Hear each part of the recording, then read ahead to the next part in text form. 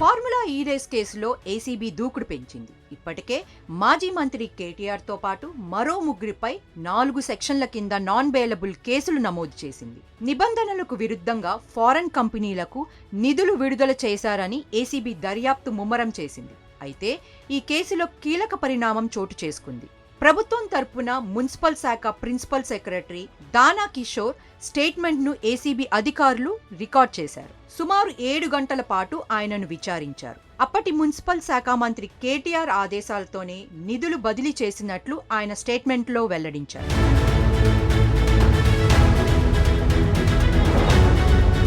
దీంతో ఫార్ములా ఈ race case కీలక మలుపు తిరగనుంది.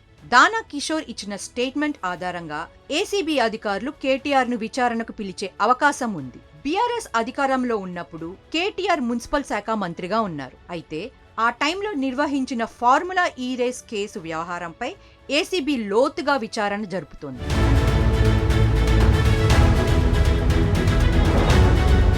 అయితే ఈ రేస్ కేసులో కేటీఆర్ ప్రమేయం ఉందా అంటే కేబినెట్ అనుమతి ఎందుకు తీసుకోలేదు, ఆర్బీఐ రూల్స్ విరుద్ధంగా నగదును ఎలా బదిలీ చేశారనే దానిపై కేటీఆర్ ని ఏసీబీ విచారించినట్లు తెలుస్తోంది.